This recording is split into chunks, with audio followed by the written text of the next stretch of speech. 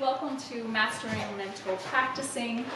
We all have to figure out how to arrive here, and for me, I was coming by car. So that means I had to look at a map and figure out which route I want to take, and think about when I want to leave, and when I want to arrive, and what to pack. So all that is mental planning, and it's really just what we do when we look at a piece of music and we try to figure out what is the best way to accomplish the work ahead. So let's take a little survey. How many of you have heard or talked about mental practicing? Beautiful. How many of you do it regularly?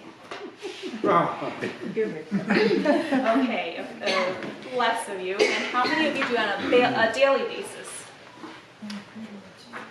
Good, Lori, me too. You win the jackpot. Well, today we're all going to work on mental practicing together, and I'd love to show you how to link it into our physical practicing. Why is this important? Well, for many reasons. First of all, because you told me that you wanted to talk about mental practicing last year, so here we are, I listened. But our brain is often an underutilized muscle.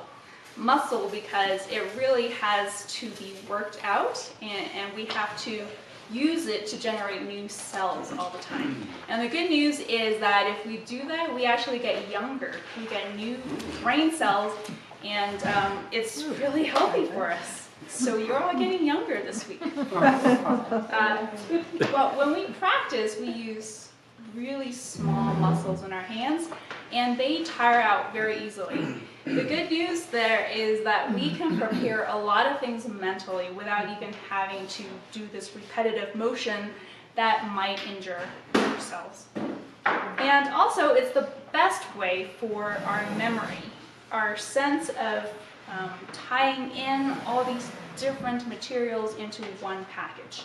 And unlike physical practice, where if you start thinking about lunch and who you're going to call, your fingers will keep going.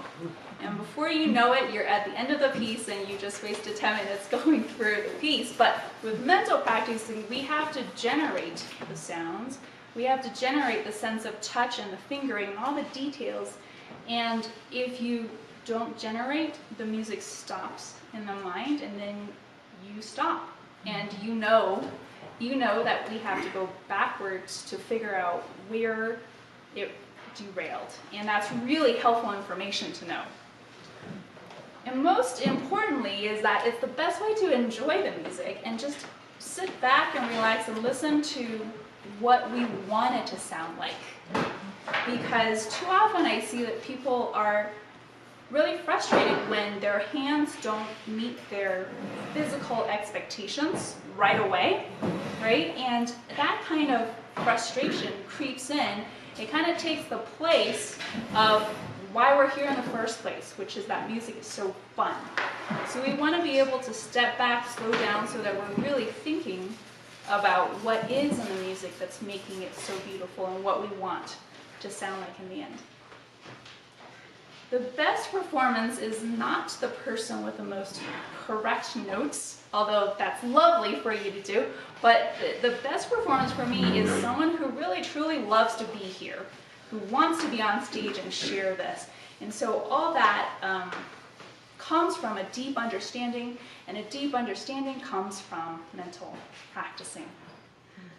Now, second question on your handout is, how do we know that mental practicing is worth the effort?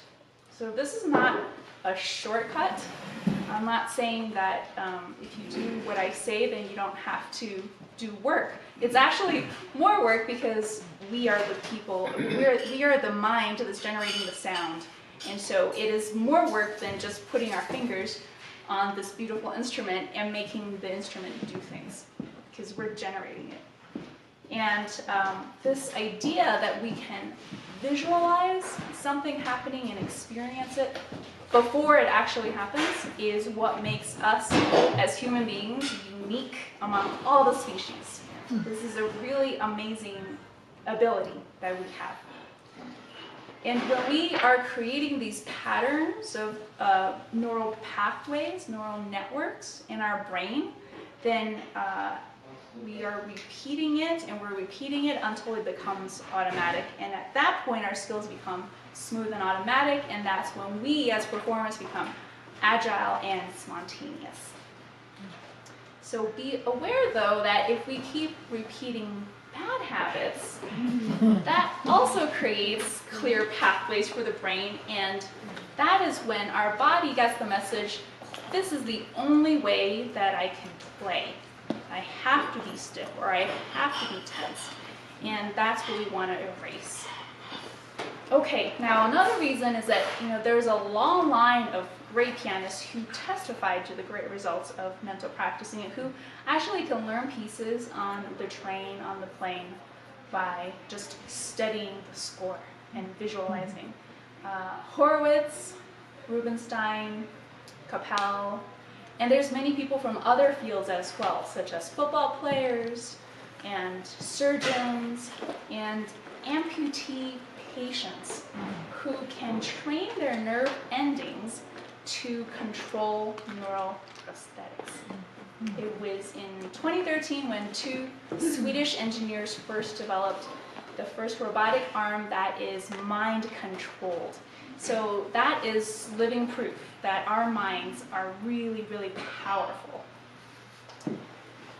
The next question, is mental practice only for motor skills? Well, if we were trying to learn a foreign language, we would not do it only by phonetics, right? Because then you still could not communicate, and that is what we're trying to do with music.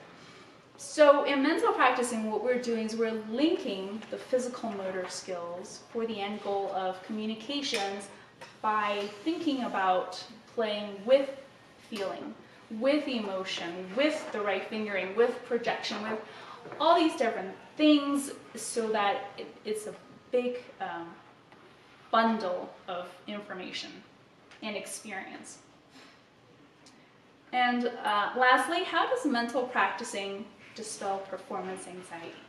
Who here deals with performance anxiety? No hand! Good for you! I do too. Well, so the most foundational step to controlling performance anxiety is to be well prepared. Yeah. And in order that you create the space in the moment on stage to be aware of your physical sensations, your touch, your breath. And mental practicing is the binding force of your visual motor skills, cognitive understanding, emotional quotient, harmonic sensitivity, all into memory.